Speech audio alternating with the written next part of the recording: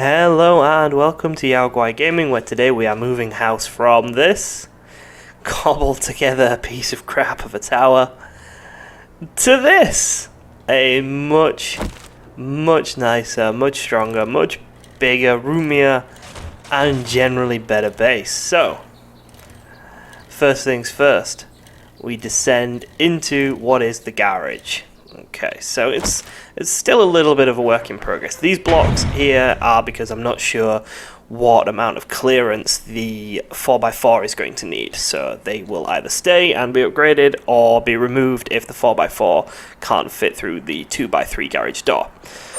On the other side we have the ramp up the other way. So if we open both doors, as you can see, you can go down and then straight up or vice versa.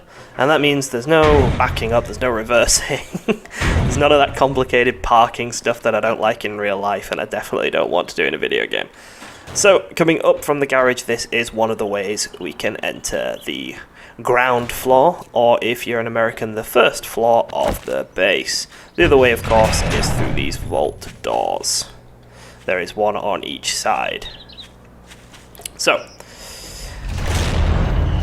talking about the doors, each of these doors has a hole block here, and that allows us to whack anyone who is coming and knocking on the door. You know, those people who want to sell you things or try and convert you to their particular creed. You know, anyone who comes knocking on your door and invited gets a bob.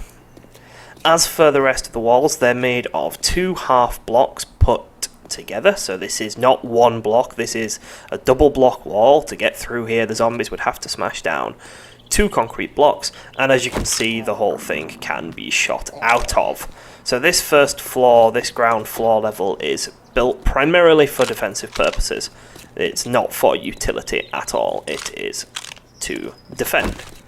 Now if we come up here onto the first floor, or again if you're American, the second floor, this is our utility floor. So we're going to have a crafting bench, another crafting bench, we've got our storage, we've got food, we've got drink, chemistry station, another chemistry station's going here, more storage. This is our furnace corner, and this will be our cement mixer corner, again more storage. Out of these doors we have four doors, one at each sort of corner of the compass.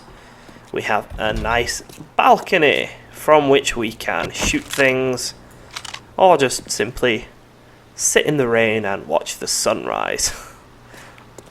We also have a little defensive spot here, so again we can kill anything knocking on our door. Let's go back inside and then up the ladder to the last layer of the base, or the last full layer of the base. This is our farming layer. So as you can see, we've already got some plants planted.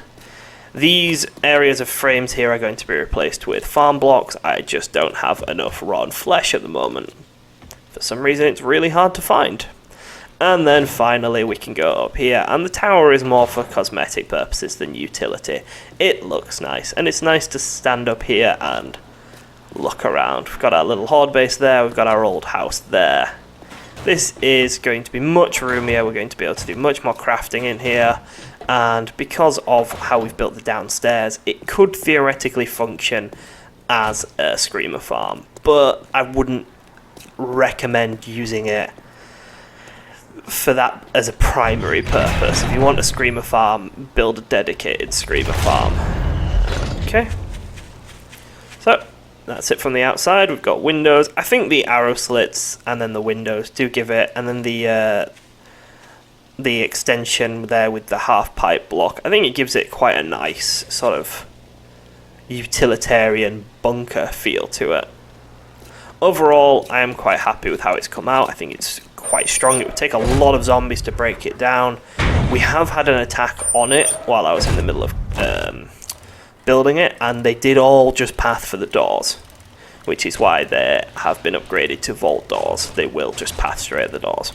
And it deposits us right on the road, which is brilliant for travelling. So it connects to both of these bits of road. But that is it. That's the base. It took us, I think we started on day 14, so it took us 11 days to fully build, including collecting all the resources, crafting all the cobblestone and the cement. It took us 11 days, and it's given us, if we have a look at what level we're on now, where do we see that? Level 54. So it's given us, I think then 15 or 14 levels as well. So, in a way, I'm really proud of what we've done with the base. I think it's going to serve us really brilliantly. But on the other hand, it's kind of power leveled us to the point where I think we're going to get absolutely wrecked when we start questing again now. But it doesn't matter because we have a beautiful home to come back to. So, that's it. It was just a really quick tour of the base. If you want to see how it was built, just go watch the last episode. There are some sort of like clips, play-by-play clip. I've cut it down a lot, but there are clips of the building process, so you could get a general gist of how it works. But thank you very much for watching, and goodbye.